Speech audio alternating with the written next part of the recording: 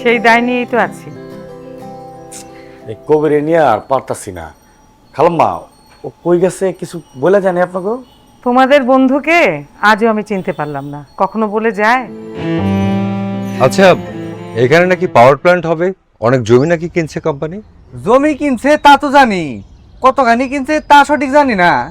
দুদিন আগেও ঢাকা থেকে লোকজন আইছিল, কি সব মাপজোপ করলো, ছবি মবি তুললো, আমরা তো রতমত বুঝি না। আচ্ছা, আপনি বিক্রি করেননি আপনার জমি? আমি জমি পাবো কই? জমি থাকলে কি আর চার দোকান রে? ভাই সাহেবকে তো চিনলাম না, আপনি কি কোম্পানির লোক নাকি সাংবাদিক? মানে আগে আপনারা এখানে দেখি নেই তো, এই জন্য আর কি। আমি? জি জি। আমি তেমন কেউ না। আচ্ছা, এই গ্রামে বিয়ে হচ্ছে কার বাড়িতে? ও আচ্ছা আচ্ছা, এবার বুঝছি এবার বুঝছি। আপনি ওই যে বিয়াতে ছবি তুলতে আইছেন না? ভাই কখন বাড়িতে বিয়েতেছ দেখা দে। গনি মিয়া, কাল ওনার মায়ে মিষ্টির বিয়া। আপনি কি বরপক্ষের লোক নাকি? খোঁজ খবর নিতে আইছেন? আচ্ছা, গনি মিয়ার বাড়ি যেতে হয় কোন দিক দিয়ে? এই সোজা গিয়া হাতের বামে যাইবেন, প্রথম যে বাড়িটা ওইটাই। ঠিক আছে ভাইয়া। বুঝলাম না বিষয়টা। একবার বিদ্যুৎ কেন্দ্রের কথা জিগায়, আবার গনিমার মাইয়ার কথা জিগায়। লোকটা আসলে কেডা? ববিতা, দেখালাম মা, ও তরকারিটা ছড়াচ্ছি, এখনই চড়াইতেছি। আর ভাজিটা একটু। আচ্ছা আচ্ছা, ঠিক আছে ঠিক আছে।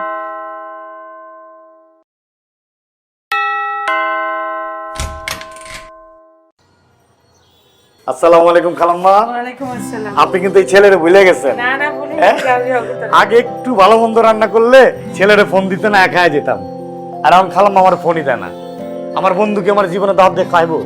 হয়েছে, বন্ধুর মতো ন্যাকামি শিখেছো না?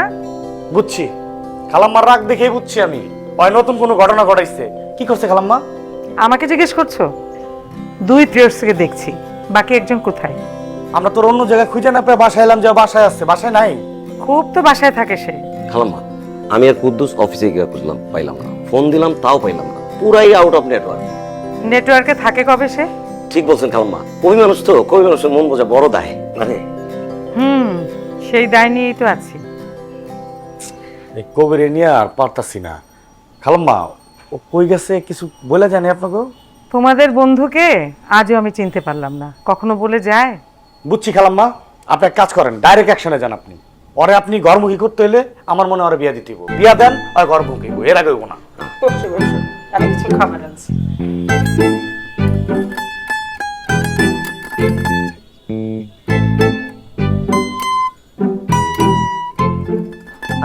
আরে আমার দাদি, আমার দাদি, শরীর কেমন?